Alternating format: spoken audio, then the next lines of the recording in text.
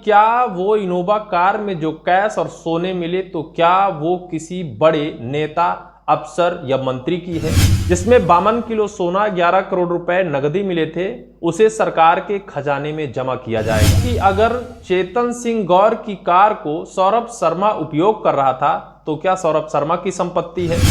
धन कुबेर का बेताज बादशाह सौरभ शर्मा केस अब एक नए मोड़ पर आकर खड़ा हो गया है। वही सौरभ शर्मा जो परिवहन विभाग का एक सामान्य सा आरक्षक था, जिसके यहां अरबों रुपए की संपत्ति सरकार की छापेमारी में मिले थे।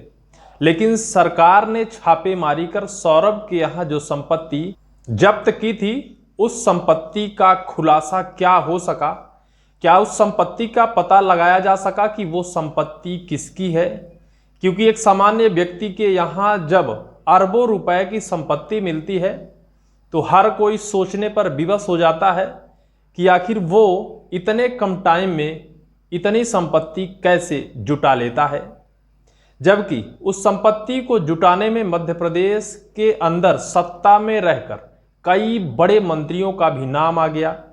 उन मंत्रियों का लेटर पैड भी वायरल हो गया, जिस लेटर पैड में खुद ये मंत्री साहब लिखकर उसे उस लूट कांड में छूट देने का प्रोत्साहन दे रहे हैं।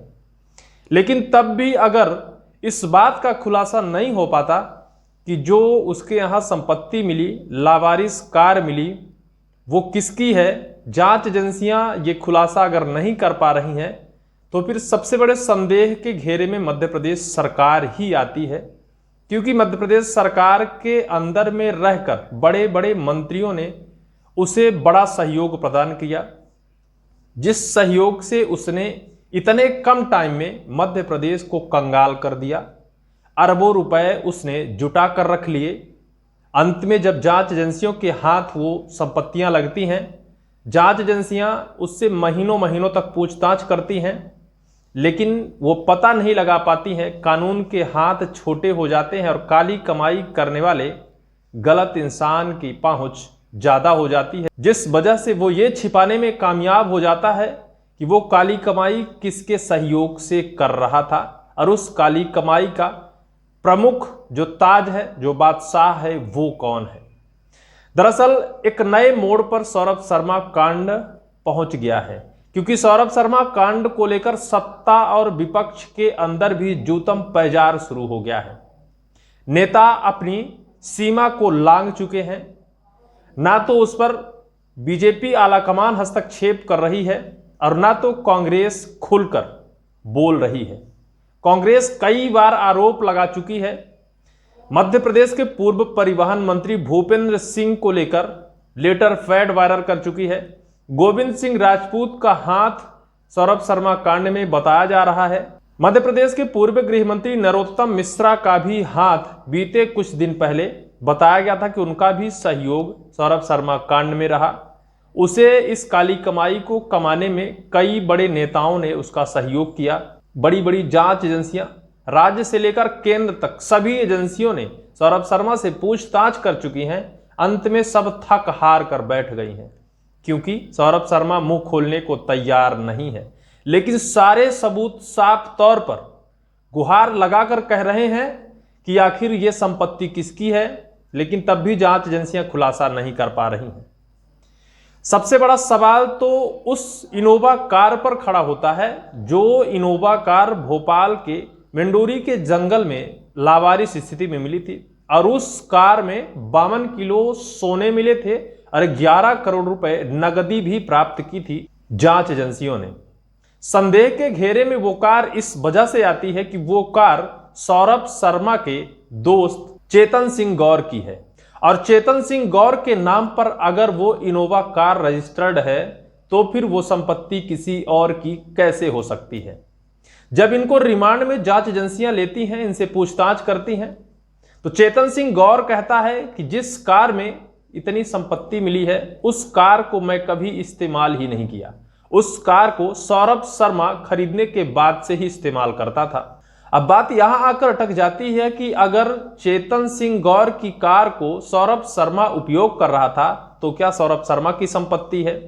पूछताछ में जांच एजेंसियों ने कई बार सौरभ से यह सवाल किया है कि क्या वो संपत्ति तुम्हारी है।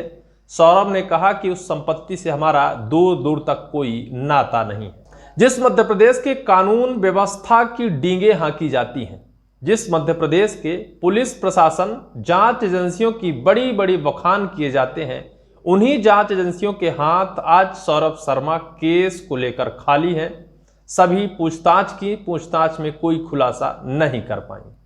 सवाल यह भी खड़ा होता है कि क्या वो इनोवा कार में जो कैश और सोने मिले तो क्या वो किसी बड़े नेता, अफसर या मंत्री की है।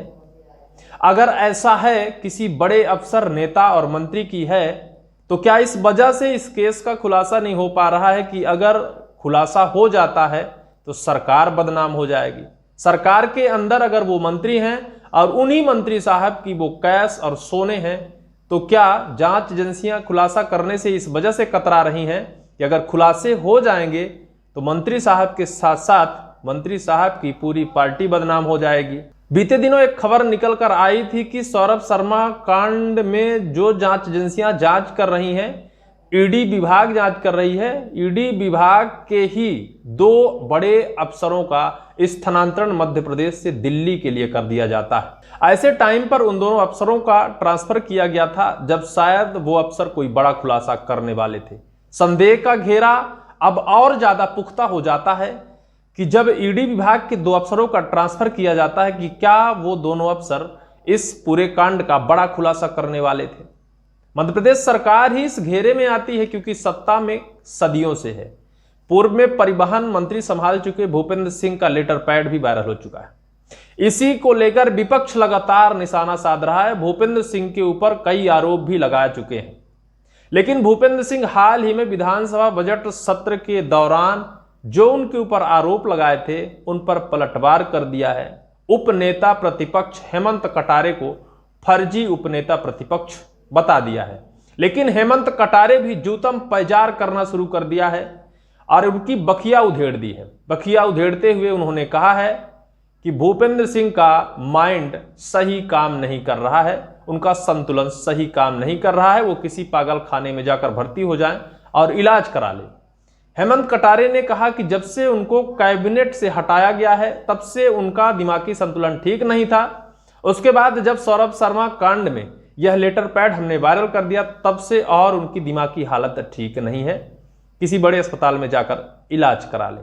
राजनीति का घमासान मचा हुआ है, लेकिन इस पर ना तो बीजेपी आला कमान हस्तक्षेप कर रहा है और ना तो केंद्र सरकार इस पर हस्तक्षेप कर रही है। तो क्या खुलासा करना नहीं चाहते हैं? क्या इस पूरे मामले को दबाना चाहते हैं? आज एक खबर निकल कर आ रही है कि सौरभ शर्मा कांड में मिली जो इनोवा कार जिसमें 52 किलो सोना, 11 करोड़ रुपए नकदी मिले थे, उसे सरकार के खजाने में जमा किया जाएगा। जमा इसलिए किया जाएगा क्योंकि आज तक पता नहीं लगाया जा सका कि वो कैश और वो सोना किसका है। काली कमाई का ये धन अगर सरकार के खजाने में जमा कर दिया जाएगा तो क्या सरकार उसे पचा पाएगी? क्योंकि गलत तरीके से कमाई हुई राशि है, गलत तरीके से उसे अर्जित किया हुआ धन है। किसी नेता, मंत्री, अफसर का अगर वो धन है तो उसकी जांच कर उसके ऊपर कोई बड़ी कार्यवाही और एक्शन लिया जाए, और अगर इसे सरकार के खजाने में जमा कर दिया जाएगा तो ये पूरा मामला क्लोज हो जाएगा। इस पर जांच नहीं होगी और उस बड़े मगरमच्छ का खुलासा नहीं हो पाएगा। आप सब इस पूरे कांड को लेकर क्या चाहते हैं? क्या जांच अच्छे से होनी चाहिए? क्या उस बड़े मगरमच्छ को पकड़ा जाना चाहिए या फिर नहीं? कमेंट सेक्शन पर कमेंट कर जरूर लिखें।